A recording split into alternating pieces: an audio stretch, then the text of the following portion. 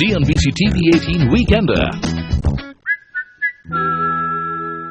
Welcome back. You're tuned into the Weekender and we're in conversation with Atul Suri. Atul, tell me, around the travels that you've done across the world, what has been the food that you've loved the most and which is the kind of food that appeals to your soul?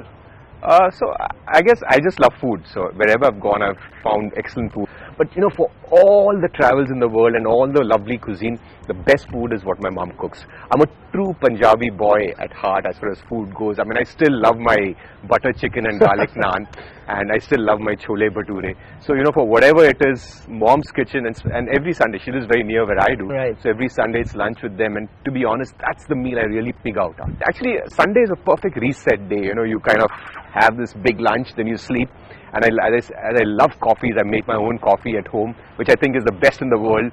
And I have my coffee, and really after that I begin working. So I'm one of those rare guys who starts working on a Sunday evening. Sunday evening is a time when there's peace and quiet. No markets in the world are open. So all your charts are frozen wherever they are. Right. So when you look at them with no markets on, with a peaceful mind, and that's when, you know, I kind of prepare a report for Monday morning. What exactly have you gathered recently over the last few Sundays that you have been working upon or working your charts on? So for me, actually, the last month and a half has been very painful in the markets, you know. So 6,900 or so, which I thought was the bottom, it kind of held on and it has bounced back. You had a very good bounce in the index.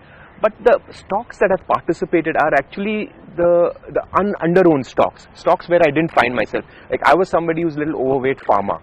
And pharma in this whole phase has got battered. And of course I'm a long-term trend follower, so I'm not going to be selling at every 2-3% kind of things. But you know, a lot of stocks have had accidents actually, you know, some FDA issues, etc., real, unreal, how much it impacts. That's a later on story. But the fact is that it's been a difficult time. But it's also been a time for me to really introspect and learn. There's a lot of learning. It's also your ability to take pain and threshold of pain. So for me, it's been very testing mentally. The markets have bounced, but for a lot of the long-term portfolios, I think, and that goes for most investors, haven't done as well. Because the stocks that have bounced back are what? Your PSU banks. I mean, who owned? People had sold them out. In fact, most people had exited.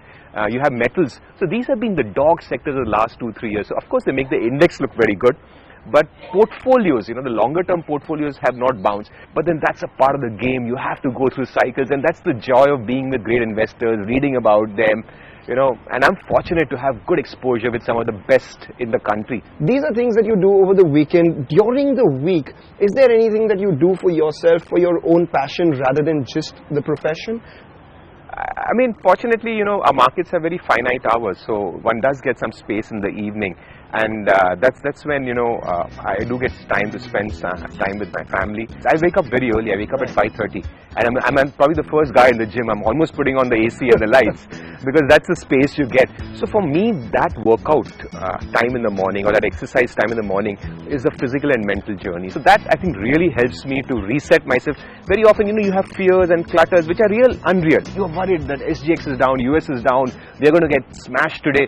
But the markets surprise you that day, you know, they close you. So I think very often we take in more stress than there is, and things fall into place. Right then, time for a very short break, but stay put. We'll continue our conversation with Atul Suri on the Weekender on the other side.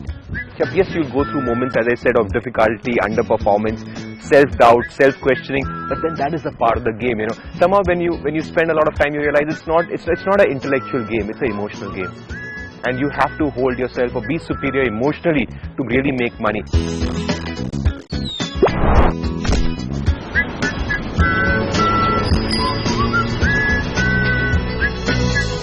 CNBC-TV18 Weekender.